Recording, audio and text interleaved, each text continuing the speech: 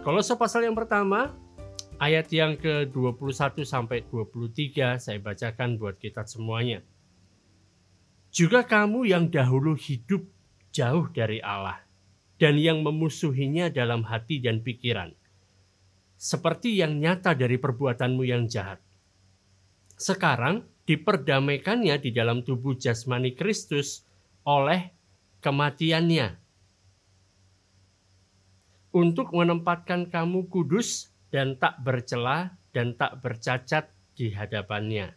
Sebab itu, kamu harus bertekun dalam iman, tetap teguh dan tidak bergoncang, dan jangan mau digeser dari pengharapan Injil yang telah kamu dengar dan yang telah dikabarkan di seluruh alam di bawah langit, dan yang aku ini Paulus telah menjadi pelayannya. Wah, ini kelihatannya harusnya kan kita membaca hal ini, mempelajari hal ini disambungkan dengan apa yang sudah kita pelajari minggu lalu. Bicara tentang bagaimana keutamaan Kristus, bagaimana Kristus yang menjadi yang pertama, yang utama di dalam kehidupan kita, dan karya Kristus yang luar biasa yang telah Dia lakukan telah memperdamaikan seluruh ciptaan dengan dirinya. Dan di sini dilanjutkan bicara tentang kondisi manusia sebelum mereka mendapatkan pendamaian tersebut, sebelum mereka bisa mendengar ada kabar yang baik seperti yang sudah kita terima, bahwa Kristus telah mati bagi kita, Kristus telah selesaikan segala sesuatunya, Dia telah memperdamaikan kita dengan Allah.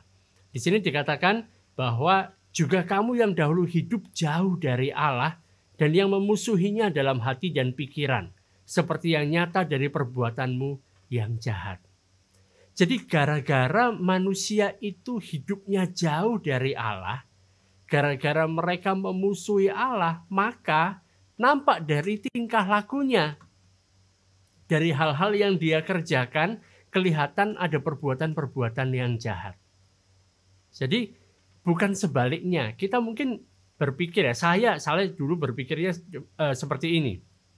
Gara-gara kita melakukan perbuatan yang jahat, gara-gara kita melakukan sesuatu hal yang tidak baik, maka itu membuat kita memusuhi Allah.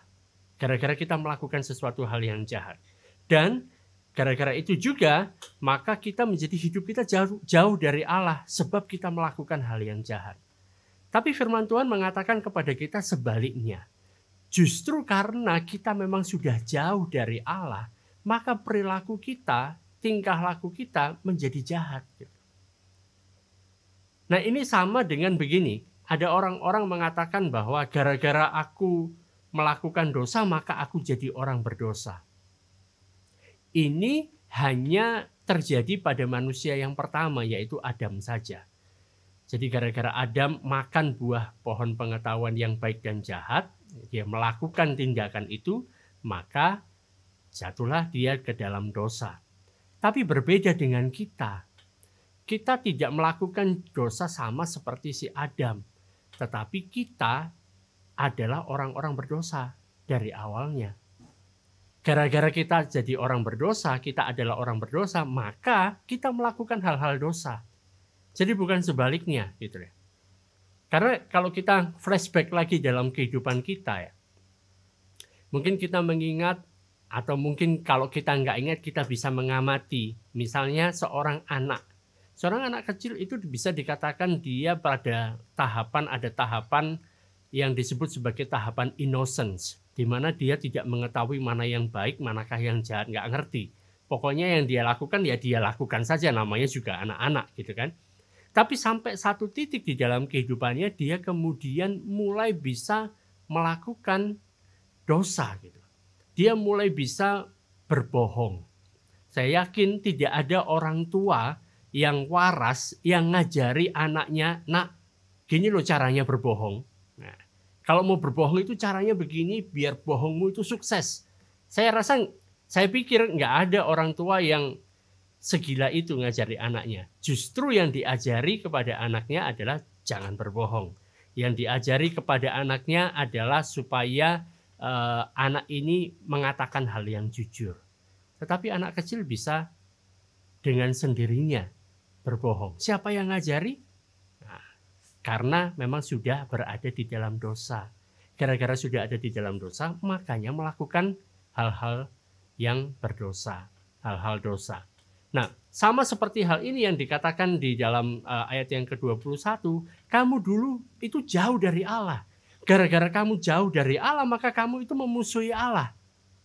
Karena kita kan kalau nggak mengenal seseorang gitu kan, dan kemudian hanya membayang-bayangkan saja, apalagi melihat segala sesuatu yang terjadi, kelihatannya Allah ini tidak baik.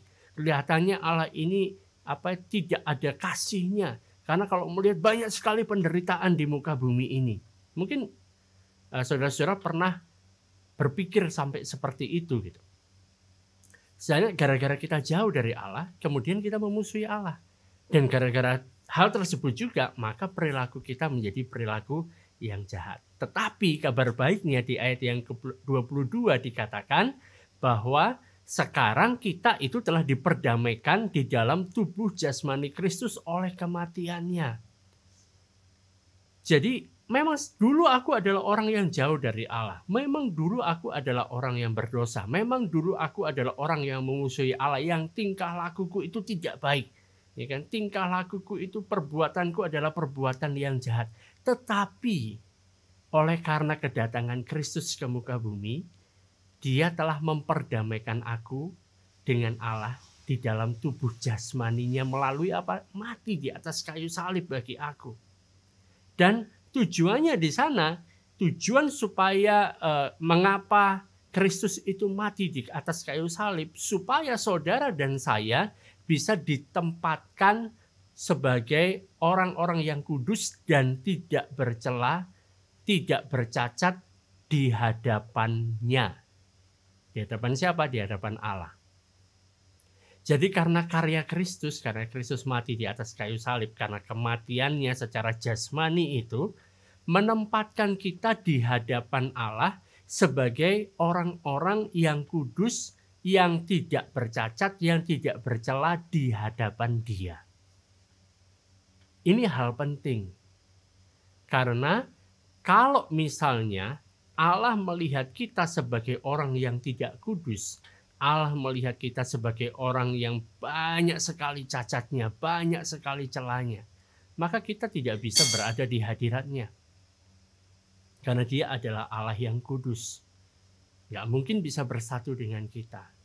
Tapi karena karya Kristus, ini hal yang luar biasa adalah tujuannya supaya menempatkan kita di hadapan Allah sebagai orang yang kudus, yang berkenan kepada Allah, yang tidak bercacat, yang tidak bernoda. Wah, ini suatu hal yang keren. Dan kita perlu ingat, ini di hadapan Dia. Jadi waktu kita terima Yesus, kita mempercayai berita Injil yang telah diberitakan kepada kita. Kita percaya bahwa Yesus Kristus telah mati dan kemudian Dia telah dibangkitkan. Dan kita mempercayai hal itu. Hal ini menjadi kenyataan dalam kehidupan kita. Allah melihat kita di hadapan Dia itu sebagai pribadi yang kudus, sebagai pribadi yang tidak bercela, sebagai pribadi yang tidak bercacat di hadapan Dia. Tapi, ya kan, ini bicara di hadapan Dia, belum tentu di hadapan orang lain. Oleh karena itu kan, saudara, kita menyadari dulu, awalnya tadi kan, karena kita adalah orang berdosa, makanya kita melakukan tindakan-tindakan dosa. Karena kita adalah orang yang jauh dari Allah, maka kita melakukan tindakan-tindakan yang jahat. Tapi sekarang kita mengetahui oleh karena karya Kristus, maka kita sekarang telah dijadikan orang yang kudus, orang yang berkenan, yang tidak bercacat di hadapan Allah. Artinya Allah melihat kita sebagai orang kudus, Allah melihat kita sebagai orang yang benar, Allah melihat kita sebagai orang yang tidak bercelah, yang tidak bercacat. Karena itu, kehidupan kita bisa mencerminkan hal itu. Kehidupan kita dalam keseharian kita bisa melakukan hal-hal yang benar, bisa melakukan hal-hal yang tidak ada sangkut pautnya dengan dosa. Kita menjauhi dosa karena itu. Karena kita tahu, oh, aku sekarang di hadapan Allah, aku adalah orang yang kudus. Di hadapan Allah, Allah melihat aku sebagai orang yang tidak bercela, yang tidak bercacat, karena Kristus telah mati bagiku. Karena itu sekarang aku mau hidup yang benar, aku mau hidup yang baik, Aku mau hidup yang kudus, aku mau hidup yang berkenan kepada Allah. Karena itulah yang menjadi jati diri kita. Jadi kita bukan berusaha hidup yang benar, kita berusaha untuk hidup yang kudus, kita tidak mau melakukan dosa ini, itu, dan lain sebagainya, supaya kita jadi orang benar. Enggak. Tapi karena kita sudah dibenarkan lebih dulu. Karena kita sudah diperdamaikan lebih dulu oleh karya Kristus, oleh kematiannya di atas kayu salib. Karena itu kita mulai menata hidup kita sesuai dengan identitas kita. Jadi ini merupakan hal yang tidak mungkin bisa diraih dengan kekuatan kita. Yang tidak bisa diraih dengan kekuatan manusia seperti apapun, sehebat apapun, nggak akan bisa mencapai satu standar kekudusan yang diberikan oleh Allah. Makanya Allah memberikannya kepada kita. Karena dia sangat mengasihi kita. Hal ini hanya bisa kita terima oleh karena ada kasih karunia, ada perkenanan dia, ada anugerah yang dia berikan kepada kita. Dan itu diberikan kepada kita secara melimpah-limpah. Karena kita sudah menerima semuanya ini, maka Rasul Paulus menasihatkan di ayat yang ke-23. Sebab itu kamu harus bertekun dalam iman. Karena kamu sudah terima ini kan? Oleh karena apa? Karena kamu percaya. Karena itu kamu bertekun dalam iman. Tetaplah teguh dan tidak bergoncang. Jangan mau digeser dari pengharapan Injil yang telah kamu dengar dan yang telah dikabarkan di seluruh alam di bawah langit dan yang aku, Paulus, telah menjadi pelayannya. Karena kita sudah mendapatkan pendamaian ini. Karena Allah sudah melihat kita sebagai orang yang benar, sebagai orang yang kudus. Makanya jangan mau kita digeser dari iman percaya kita. Kita tetap bertekun, kita tetap percaya kepada Injil, percaya kepada Kristus, dan kita nggak bergoncang. Jangan-jangan tiba-tiba kan ada sesuatu di sebelah kiri, sebelah kanan ngomong ini itu dan lain sebagainya. Ternyata muncul-munculnya, wah berarti aku ini di hadapan Tuhan seperti apa ya? Kira-kira dia mau menerima aku nggak ya? Karena aku tadi sudah melakukan hal-hal yang tidak benar misalnya, seperti itu. Tetapi ingat di sini. Paulus mengatakan kamu bertekunlah di dalam iman, tetaplah percaya bahwa karya Kristus itu yang telah dilakukan Kristus itu ngefek buat kamu. Allah memandang kamu itu sebagai orang yang kudus, orang yang berkenan, orang yang tidak bercela dan tidak bercacat di hadapannya. Karena itu jangan mau digeser, kalau ada orang yang ngomong hal yang lain, jangan mau percaya gitu. Jangan kamu percaya. Peganglah berita Injil ini yang sudah kamu dengar. Dan berita Injil ini tidak sekedar di kamu sendiri yang dengar, tapi juga dikabarkan di seluruh alam di bawah langit. Dan Paulus mengatakan, aku ini telah menjadi pelayannya. Aku dalam usahaku, dalam apa yang aku kerjakan, aku ini melayani Injil, menyampaikan Injil ini. Jadi ini untuk semua orang. Dan ayat 24 Paulus sampai mengatakan, sekarang aku bersuka cita bahwa aku boleh menderita karena kamu dan menggenapkan dalam dagingku apa yang kurang pada penderitaan Kristus untuk tubuhnya, yaitu jemaat. Wah, ini yang menarik. Rasul Paulus waktu menuliskan surat ini, dia sedang berada di dalam penjara. Saya nggak tahu seperti apa pemahaman pengertian saudara tentang berada di dalam penjara, tapi pastinya dalam penjara itu nggak enak. Dalam penjara karena dijadikan orang hukuman itu nggak enak. Mungkin kalau ke penjara untuk kita pelayanan di sana mungkin enak gitu ya. Tetapi kalau dihukum di sana, di penjara, apalagi nggak salah tapi di penjara, itu pasti nggak enak. Ya kan? Nggak usah dicoba deh. Saudara percaya aja, pasti nggak enak gitu ya. Percaya aja. Dan keadaan yang seperti ini, Rasul Paulus itu di penjara gara-gara dia memberitakan Kristus. Dia menderita di sana, tapi yang dikatakan adalah aku bersuka cita karena aku boleh menderita karena kamu. Ya. Dalam terjemahan yang lainnya kan ayat 24 ini dikatakan, sekarang ini aku itu senang karena aku tahu penderitaan yang sedang aku alami di dalam penjara ini sebenarnya untuk kepentingan kalian dan untuk kepentingan semua pengikut Kristus.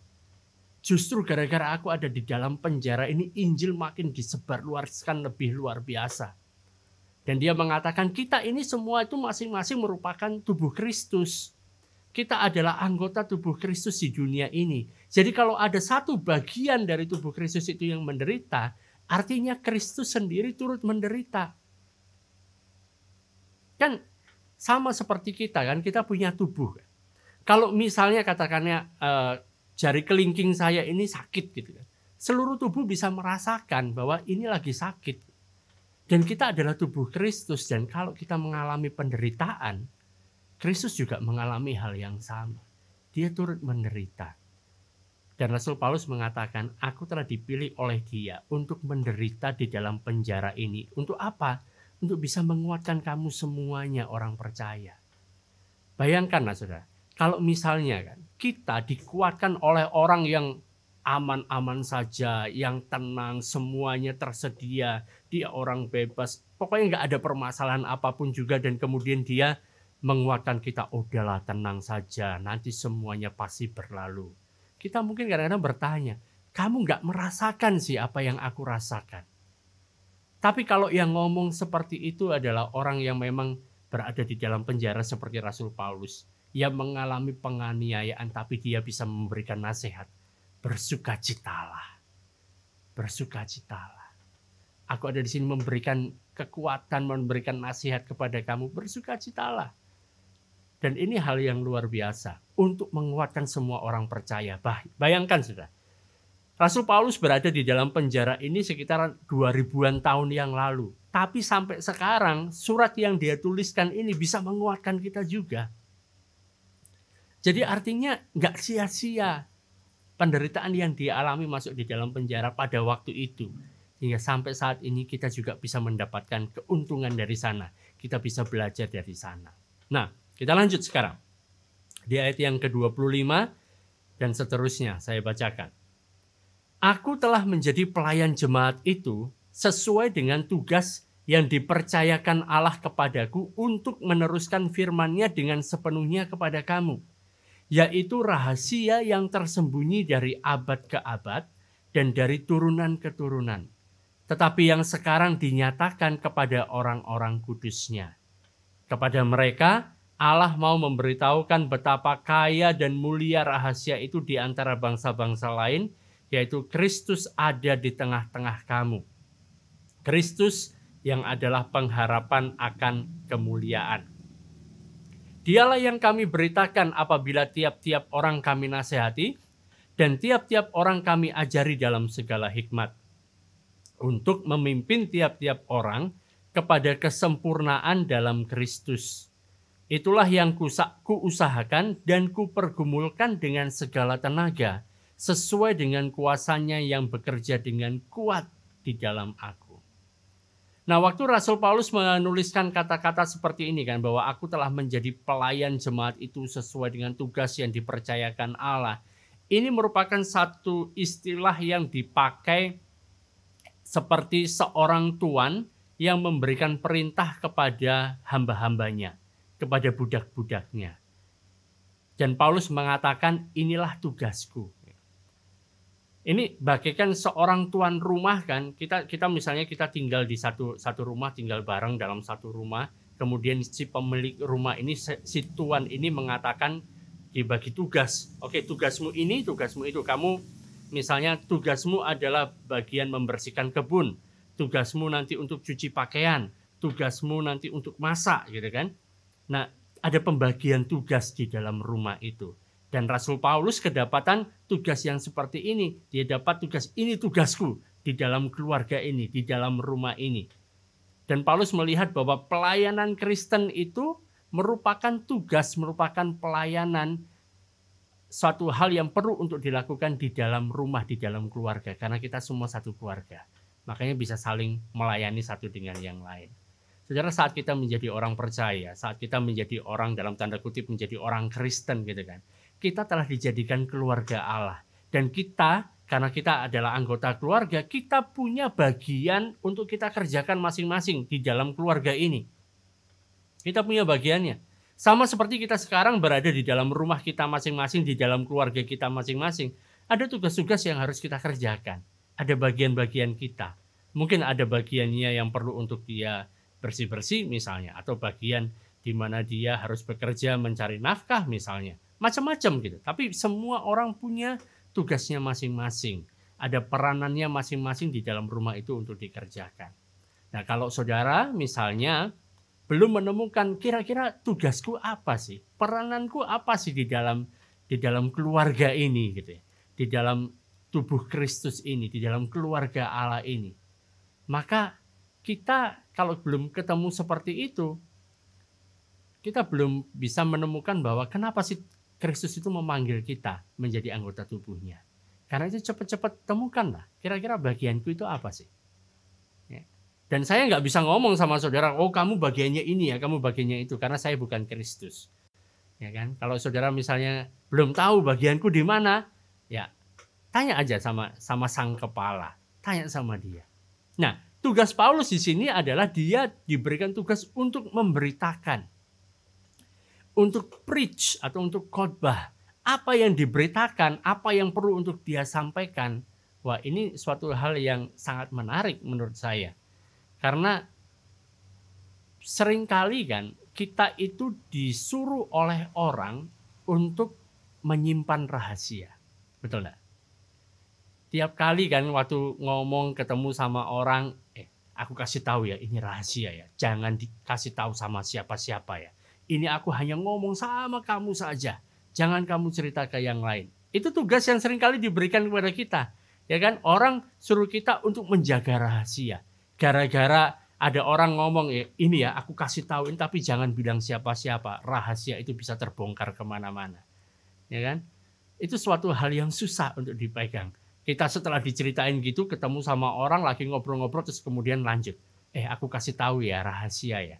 Tapi kamu jangan ngomong kepada siapa-siapa ya. Itulah saat dimana rahasia itu jebol gitu ya. Tapi Rasul Paulus luar biasa, dia diberikan tugas oleh Tuhan. Tugasnya apa? Membeberkan rahasia.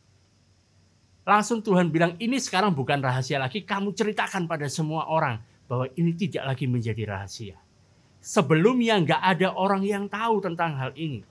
Selama berabad-abad bahkan, nggak ada satupun orang yang tahu tentang rahasia ini. Tapi sekarang Paulus, aku kasih tugas sama kamu, bocorkan rahasia ini. Kira-kira kan kalau kita dikasih tugas kan untuk membocorkan rahasia, semangat enggak? Paulus semangat, ya kan? Mau kan? Semangat kalau membocorkan rahasia. Kalau untuk simpan rahasia itu, wah itu berat gitu loh. Ini tanggung jawab. Jadi kalau ada orang ngomong kan, misalnya ngomong sama saya, aku kasih tahu ya rahasia ya. Jangan ceritakan sama orang lain. Itu sebenarnya bukan sesuatu hal yang baik bagi kita. Saat ada orang ngomong kayak gitu itu bahaya gitu loh. Karena nanti kalau sampai itu ada yang bocor, kita yang dituding, oh gara-gara dia, berarti dia nggak bisa dipercaya. Tapi Allah memberikan tugas kepada Rasul Paulus untuk membocorkan rahasia. Wah, jadi sebenarnya kan kalau dilihat dari seperti ini kan, tugas yang mau diberikan Allah kepada kita itu sebenarnya ya menyenangkan gitu loh. Ya kan, menyenangkan. Bukan suatu hal yang terlalu rumit gitu loh. Cuman memang ada tantangannya sih, ada tantangannya. Cuman kalau kayak seperti Paulus, kamu kuberi tugas untuk membocorkan rahasia. Membagikan rahasia ini. Rahasia yang sudah tersembunyi selama berabad-abad. Dari seluruh umat manusia nggak ada yang tahu. Tidak hanya umat manusia, setan-setan pun nggak tahu tentang rahasia ini. Tidak ada satupun yang mengetahui rahasia ini. Tapi kemudian, Paulus bagikan pada mereka. Nah, rahasianya apa yang dibagikan? Kalau kita baca di dalam ayat-ayatnya tadi kan, kita pasti ketemu bahwa pasti rahasianya ada tercakup di dalam kalimat bahwa Kristus ada di tengah-tengah kamu, Kristus yang adalah pengharapan akan kemuliaan. Wah, dalam bahasa Indonesianya panjang, bahasa Inggrisnya cuma Christ in you, the hope of glory. Wah, pendek gitu ya. Jadi kayaknya ada di sini nih. Yang namanya rahasia itu munculnya ada di situ. Apa artinya gitu? Apa artinya Kristus di tengah-tengah kamu? Kristus adalah pengharapan akan kemuliaan. Christ in you, the hope of glory. Apa artinya? Nah, perlu kita ingat bahwa Alkitab Perjanjian Baru, kitab-kitab Perjanjian Baru itu ditulis dalam bahasa Yunani Koine, jadi bahasa Yunani sehari-hari. kayak orang ngomong di pasar gitu, tapi pakai bahasa Yunani. Dan pada tata bahasa Yunani itu, saat memberikan penekanan terhadap sesuatu hal yang penting ini ditekankan dalam satu kalimat, itu selalu ditempatkan pada bagian yang paling utama dalam kalimat itu, dan itu dituliskan di awal atau di akhir. Kalau kita nggak seperti itu. Kalau kita misalnya kita dalam bahasa tulisan kan, mau mengatakan sesuatu itu ditekankan gitu kan. Ini hal yang penting. Misalnya mau kasih pengumuman tentang Bible study. Bible study itu dimulai hari Kamis jam 7:30 malam gitu kan. Biasanya yang dilakukan adalah dicetak tebal. Kalau nggak dicetak tebal, dimiringkan. Kalau nggak dimiringkan, di garis bawah. Atau biar lebih mantep lagi, sudah tebal, miring, garis bawah. Nah, supaya mantep bahwa itu adalah hal yang penting. Nah, kalau kita lihat dari kata-kata Kristus ada di tengah-tengah kamu. Ya, Kristus ada di tengah-tengah kamu. Kira-kira mana bagian yang paling penting? Dari kalimat Kristus ada di tengah-tengah kamu. Apakah Kristus yang penting, di tengah-tengah yang penting, atau kamu yang penting? Kira-kira gimana gitu? Sebenarnya kan, kalau kita lihat dari kata-kata ini, rahasianya itu bukan bicara tentang Kristus yang tinggal di dalam kita. Rahasianya itu bukan bicara tentang hal itu. Kata yang paling penting di sini adalah kamu, bukan Kristus, bukan di tengah-tengah, tetapi kamu. Kata di tengah-tengah atau dalam bahasa Inggrisnya dikatakan in itu di dalam gitu kan. Sekalipun kita terjemahkan sebagai di tengah-tengah atau kita terjemahkan sebagai di dalam, jadi misalnya Kristus di tengah-tengah kamu. Jadi kalau misalnya kita sekarang ada beberapa orang yang ada di layar saya ini bahwa di tengah-tengahnya itu ada Kristus. Nah, ini kan ada Kristus. Kebetulan di sini yang paling tengah ini pakai baju hijau. Nah, tulisannya Olivia Nidia. Kok bukan Kristus gitu ya? Tapi katanya Kristus di tengah-tengah gitu. Kalau di layar saya, layar teman-teman mungkin berbeda. Nah, bisa seperti itu. Atau ada orang yang kemudian mengartikan ini bahwa Christ in you. Artinya bukan di tengah-tengah kita, di antara kita begini. Tapi dia ada di dalam kita. Gitu kan. Ada di dalam kita. Sebenarnya sekalipun kita terjemahkan di tengah-tengah ataupun di dalam kita, itu nggak akan rusak lah arti dari rahasia ini. Karena sekalipun kita menerjemahkannya berbeda-beda. Karena kalau kita perhatikan di sini kata kamu itu bukan tunggal, tetapi jamak, banyak orang gitu ya. Karena kalau dikatakan bahwa rahasianya itu adalah Kristus di dalam kamu, Kristus ada di dalam kamu, maka atau Kristus ada di dalam aku, Kristus ada di dalam hatiku, ada di dalam hatimu, maka itu sebenarnya kata tunggal, bukan banyak orang. Nah, yang menarik di sini, Rasul Paulus, dia tidak ngomong Kristus itu di tengah-tengah kita. Dia nggak ngomong gitu. Paulus itu ngomong Kristus di tengah-tengah kamu. Christ in you. Bukan Christ in us, tapi Christ in you, di dalam kamu. Wah, ini kenapa Paulus gunakan seperti itu? Kan kita ngerti kan kalau misalnya kita bicara kita, artinya mencakupkan saudara dan saya menjadi satu, ya kan? Bicara kita. Tapi kalau kamu, ya kamu gitu. Aku nggak masuk di dalamnya, tapi cuma kamu saja gitu. Nah, Paulus itu berhati-hati saat dia memilih kata-katanya. Saat dia bisa mencakupkan dirinya di dalam kalimat tersebut, dia akan cakupkan. Tapi saat dia tidak bisa mencakupkan dirinya di dalamnya, maka dia nggak akan mencakupkan di dalamnya situ. Di sini Paulus tidak menggunakan kata kita, tapi dia menggunakan kata kamu. Christ in you. Kristus di dalam kamu atau Kristus di tengah-tengah kamu. Jadi ini artinya rahasia yang diberikan kepada Paulus untuk dibocorkan ini adalah satu rahasia yang hanya mencakup kamu, tapi tidak mencakup aku, Paulus. Tidak mencakup Paulus yang memberitakan ini, tapi mencakup kalian semua, hai jemaat Kolose. Itu kata Paulus seperti itu.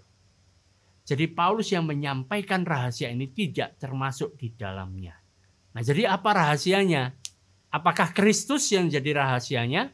Kristus bukan rahasia lagi gitu kan.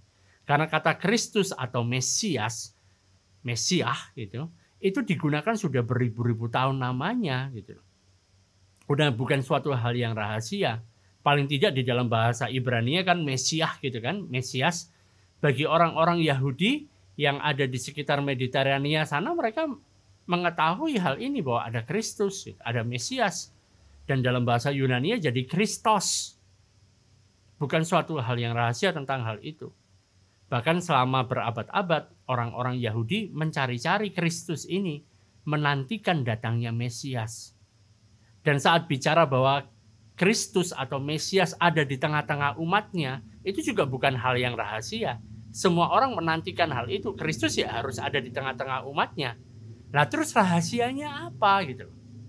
Rahasia yang disampaikan oleh Rasul Paulus yang jadi perintah dari Tuhan sendiri untuk dibocorkan itu adalah bahwa Kristus ada di tengah-tengah kamu, bangsa-bangsa lain.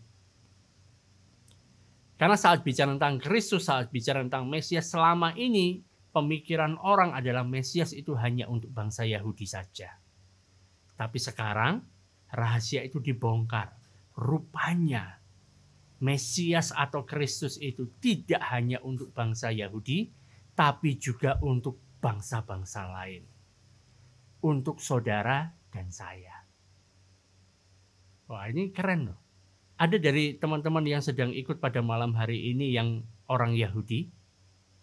Nah, kalau dilihat dari wajah-wajahnya sih kayaknya nggak ada orang Yahudi ya gitu ya. Jadi ini rahasia yang dibocorkan.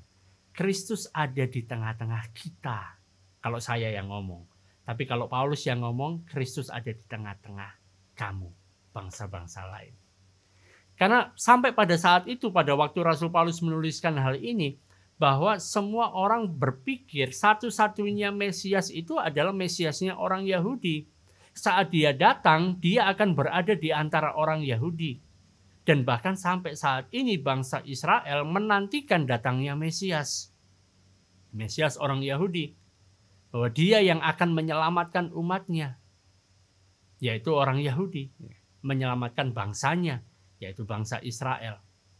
Tetapi rahasia ini kan, bahkan sepanjang pelayanan Yesus di muka bumi ini, waktu dia berjalan 33,5 tahun dalam kehidupannya di bumi itu, nggak dibongkar. Tuhan Yesus tidak membongkar rahasia ini. Tuhan Yesus tahu nggak rahasia ini? Pasti tahu. Tapi dia tidak bongkar waktu dia masih ada di muka bumi. Bahkan sampai dia naik ke atas kayu salib pun, Yesus tetap merahasiakan hal ini. Memang ada sedikit banyak petunjuk yang diberikan, tapi nggak langsung dikatakan secara frontal kan.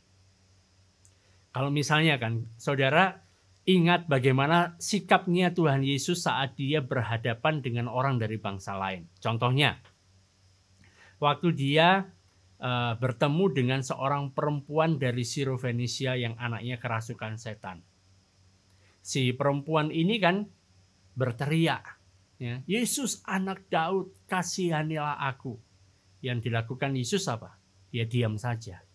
Dia tahu ini perempuan ini bukan orang Israel. Dia nggak pantas dan dia bukan hak dia untuk bisa menyebut Yesus anak Daud. Karena yang bisa menyebutkan itu ya harus orang Israel, orang Yahudi. Dia bukan orang Yahudi. Dia nggak bisa pakai kata itu, nggak bisa seenaknya. Jadi Yesus diam saja. Ya. Tapi kemudian perempuan ini masih berseru lagi. Tapi sekali ini tidak pakai anak Daud lagi. Tahu apa jawaban Tuhan Yesus kepada si perempuan dari Sirofenisia ini? Yang anaknya kerasukan setan ini?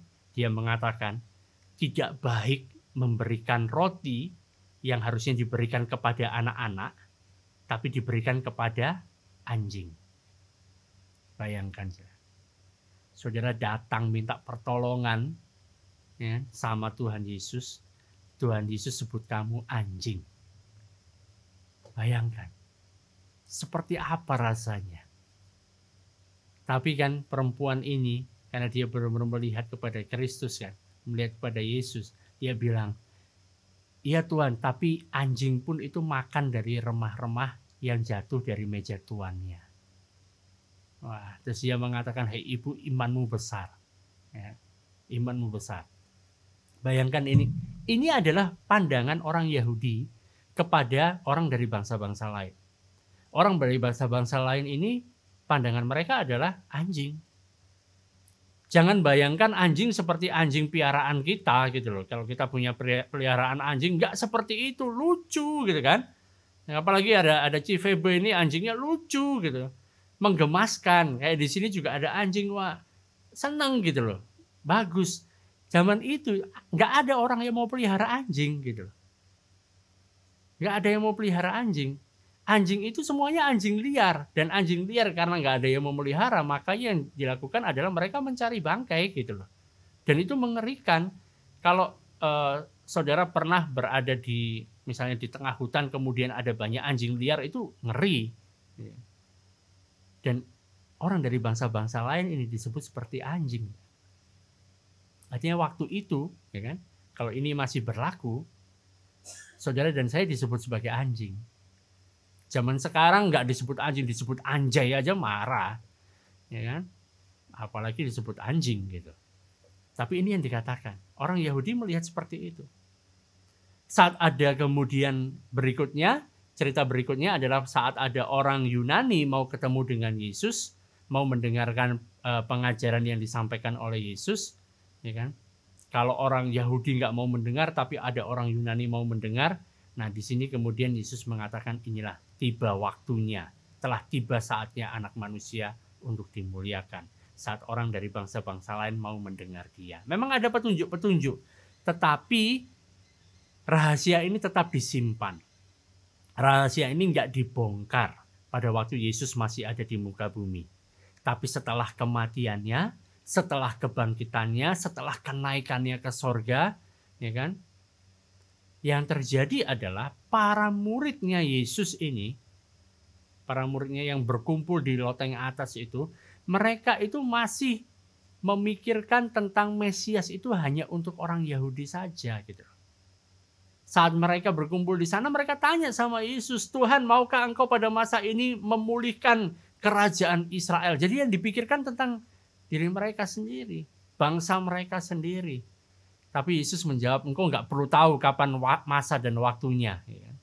Tapi kan, kamu tunggu di sini sampai kamu menerima kuasa saat Roh Kudus turun ke atasmu dan kamu akan menjadi saksiku di Yerusalem, Yudea, Samaria, sampai ke seluruh bumi. Ya. Dan sampai saat itu kan begitu mereka menerima Roh Kudus, hal ini digenapi loh. Tapi seluruh buminya siapa? Seluruh buminya orang Yahudi. Orang Yahudi. Karena mereka menganggap di seluruh Yerusalem, yaitu orang-orang Yahudi yang tinggal di Yerusalem, di seluruh Yudea, artinya orang-orang Yahudi yang ada di daerah Yudea, yang di Samaria, yang ada di Samaria orang-orang Yahudi, dan di seluruh bumi karena mereka tersebar kemana-mana. Tapi orang Yahudi. Dan gara-gara hal ini kan, mereka nggak tahu bahwa rahasia bahwa Kristus itu memang untuk semua orang. Kristus itu juga untuk bangsa-bangsa lain gitu. Mereka belum tangkap hal ini. Sehingga argumen yang terjadi pada masa gereja mula-mula adalah ada satu masalah ini kan. Bisakah orang yang bukan orang Yahudi itu bisa jadi Kristen? Bisa enggak? Itu yang mereka perdebatkan. Kalau dia bukan orang Yahudi, bisa enggak dia jadi orang Kristen? Bukankah kekristenan ini merupakan sekte dari agama Yahudi? Bukankah kalau mau menjadi Kristen itu harus jadi Yahudi dulu? Makanya orang-orang yang mau jadi Kristen pada saat itu seperti yang terjadi di Galatia dan di tempat-tempat lain dikatakan kamu harus disunat. Kalau kamu mau jadi Kristen. Argumen mereka, karena kita percaya kepada Yesus. Yesus orang Yahudi, dia disunat. Makanya kalau kamu mau jadi Kristen, kamu pun harus disunat. Nah, itu argumen yang diberikan oleh mereka karena mereka tidak melihat rahasia ini. Mereka belum menangkap rahasia ini. Bahwa Kristus itu juga di tengah-tengah bangsa-bangsa lain. Tidak hanya bangsa Yahudi saja gitu. Dan gara-gara hal ini gereja hampir pecah. Di abad-abad awal hampir pecah gara-gara ini. Bahkan kan Petrus itu pernah sampai kena masalah gara-gara dia memberitakan Injil kepada orang yang bukan orang Yahudi. Gara-gara dia memberitakan Injil kepada Cornelius. Dia kena masalah, dia disidang di Yerusalem. Kenapa kamu sampaikan Injil kepada mereka? Saudara nanti baca sendiri kisahnya kan, bagaimana si Petrus ini mendapatkan penglihatan, ada kain yang turun dan sebagainya, sampai akhirnya dia memberitakan Injil di tempatnya Cornelius dan dia kaget. Rupanya setelah dia sampaikan Injil itu tiba-tiba Roh Kudus turun ke atas mereka dan mereka semua berbahasa roh. Kaget, oh kok sama seperti ini.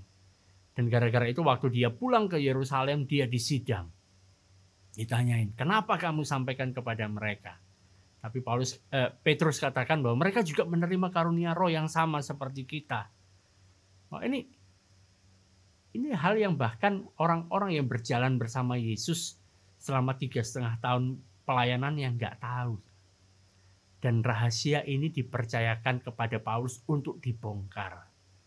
Untuk dibongkar. Dan waktu Paulus berjumpa dengan Yesus, dia bilang sama Paulus bahwa aku sudah memilih kamu dan aku mau membawa kamu.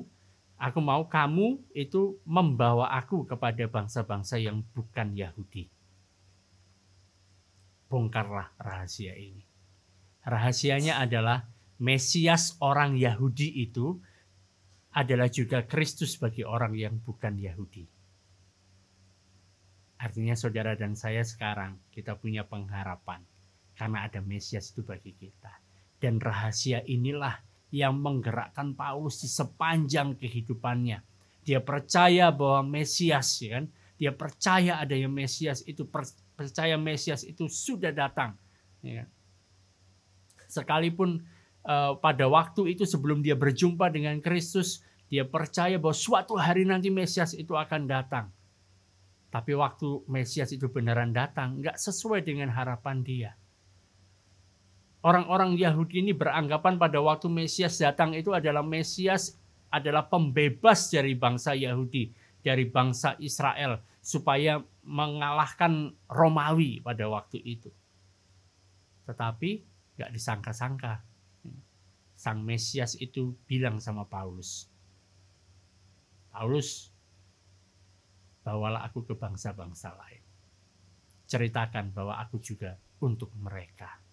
Mesias untuk segala bangsa, untuk semua orang. Karena itu kan, yang menjadi musuh besar dari Paulus pada waktu dia masih ada di muka bumi, sebelum dia kembali menghadap tahta Allah, gitu kan, kembali ke rumah Bapa, musuh terbesarnya adalah bangsanya sendiri, orang-orang sebangsanya sendiri.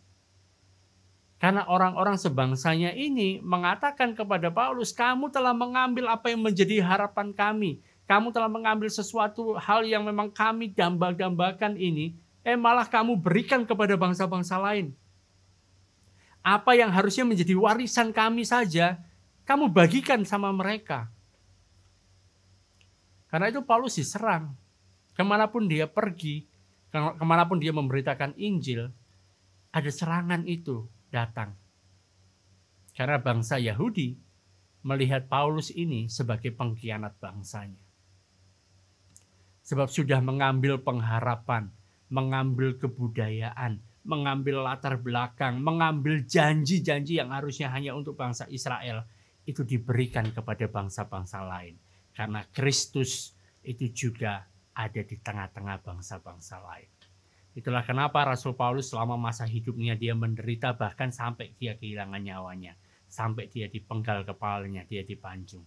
Dia dedikasikan hidupnya seutuhnya untuk memberitakan rahasia ini kepada seluruh dunia. Ayat 28 dia katakan, karena itu kami beritakan Kristus kepada setiap orang, untuk memimpin setiap orang kepada kesempurnaan dalam Kristus. Setiap orang, semua orang diberikan berita ini, dikasih tahu bahwa ada Kristus bagi mereka. Kristus ada di tengah-tengah mereka Dan kalau ada Kristus di tengah-tengah mereka, kalau mereka juga memiliki Kristus, maka mereka juga mendapatkan kesempurnaan. Artinya saudara, sekarang kita memiliki pengharapan. Pengharapan apa? Pengharapan akan kemuliaan. Karena Christ in you, the hope of glory. Kristus di dalammu, Kristus di tengah-tengahmu, Kristus yang adalah pengharapan akan kemuliaan. Kristus di tengah-tengah kita. Kristus yang menjadi pengharapan akan kemuliaan. Saudara, kalau kita tanya kan, kemuliaan itu apa sih sebenarnya? Kemuliaan itu apa? Kemuliaan itu bicara tentang hadirat Allah yang bisa dilihat. Rasul Paulus pernah melihat hal ini. Bahwa dia adalah sebagai cahaya yang begitu terang, lebih terang dari terik matahari di siang hari. Dan kita punya pengharapan untuk bisa melihat hal itu. Kristus di tengah-tengah kita. Pengharapan akan kemuliaan. Pengharapan apa? Kita akan bisa melihat hadirat Allah. Seperti apa itu? Dan pengharapan bahwa kita juga bisa membagikan kemuliaan itu dengan orang lain.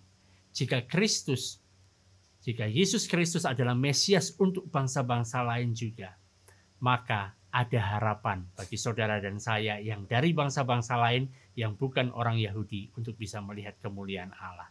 Dan kita bisa berbagi di dalam kemuliaan itu. Kita bisa berada di dalam hadiratnya. Dan kita bisa, hadiratnya itu bisa dilihat dalam kehidupan kita, didemonstrasikan di dalam kehidupan kita. Hadirat yang sebenarnya nggak bisa dilihat oleh orang itu bisa dilihat oleh orang melalui kita. Ayat 28 sekali lagi, dialah yang kami beritakan apabila tiap-tiap orang kami nasihati dan tiap-tiap orang kami ajari dalam segala hikmat untuk memimpin tiap-tiap orang kepada kesempurnaan dalam Kristus. Saudara, ini tugas yang berat yang dilakukan. Tugas yang berat yang dilakukan dengan segenap tenaga, dengan segenap kekuatan. Oh, ini berat sekali. Tapi bagaimana Paulus bisa terus melakukannya? Ayat 29 jawabannya. Itulah yang kuusahakan dan kupergumulkan dengan segala tenaga sesuai dengan kuasanya yang bekerja dengan kuat di dalam aku. Jadi aku memang melakukan ini, aku memberitakan rahasia ini, aku membocorkan rahasia ini karena memang diperintahkan kepadaku.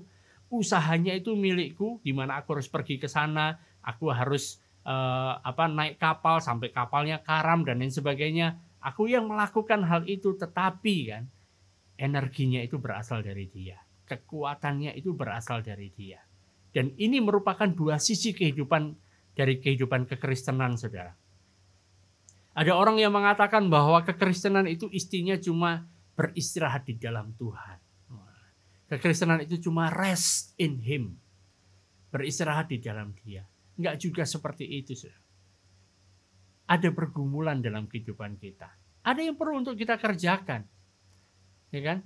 Ada saatnya di mana kita harus terus mendorong maju gitu. Tapi di sisi lain, persediaan energi kita untuk kita bisa melakukan semuanya itu enggak akan pernah bisa habis. Kenapa? Karena Dia yang memberikan kekuatan itu kepada kita. Semua energi itu berasal dari Dia, bukan dari kita. Bukan dari saudara dan saya, sekuat apa kita enggak gitu kan. Tapi energinya dari Dia. Cuman kita yang melakukannya gitu loh. Kalau misalnya bicara tentang menyampaikan Injil kan enggak tiba-tiba malaikat turun gitu kan. Datang sama orang ceritakan Injil kan enggak. Yang kesana yang ceritakan Injil siapa? Ya kita, ya saudara dan saya. Kita ceritakan tentang Yesus kepada orang itu. Bagaimana kita bisa melakukannya? Dia yang memberikan kekuatan pada kita untuk kita bisa melakukannya. Jadi kebenarannya adalah kita bekerja keras, ya kita bergumul, ya kan, sampai satu batas tertentu sampai kelihatannya aku sudah nggak bisa lagi Tuhan. Tapi ternyata kita belum sampai pada batas itu. Sebab apa? Sebab kita memiliki kekuatan Dia yang luar biasa itu bekerja di dalam kita melalui kita. Kita belum sampai pada batas. Jadi kita tetap bisa terus berjalan. Kita melakukan segala sesuatu dengan kekuatan Kristus yang menyediakan energi yang tidak terbatas supaya kita bisa bekerja lebih giat lagi. Paulus mengatakan, aku kan tidak malas-malasan, aku bekerja jauh lebih giat daripada mereka semua, tapi itu semua bukan karena aku, melainkan karena kasih karunia Allah yang bekerja dahsyat di dalam aku. Ini yang terjadi dalam kehidupan kita, saudara. Tantangan ada, permasalahan ada. Kayaknya kita merasa sudah sampai ini terakhir, aku sudah nggak kuat lagi. Tapi ingatlah, ada kuasa Tuhan bekerja di dalam kita. Kristus ada di tengah-tengah kita. Kristus ada di dalam kita. Dia adalah pengharapan akan kemuliaan. Dia yang memberikan kekuatan, gitu kan. Dan Paulus bisa mengatakan bahwa segala perkara dapat kutanggung di dalam Dia yang memberikan kekuatan kepadaku, kata dia. Segala perkara. Dalam apapun juga. Dia yang memberikan kekuatan kepadaku untuk menanggungnya. Saat gampang, saat susah, semuanya Dia yang memberikan kekuatan. Jadi Paulus ini bukan menjadi orang yang duduk-duduk saja, nggak melakukan apa-apa, ya kan? Hanya duduk, minum kopi, kan? Makan pisang goreng, sambil merokok-rokok misalnya. Nggak seperti itu, tapi dia bekerja keras, dia bekerja giat, dia tahu apa yang menjadi panggilan dalam kehidupan dia tahu apa tujuan kehidupan dia tahu apa yang diperintahkan Kristus kepada dia dan dia lakukan.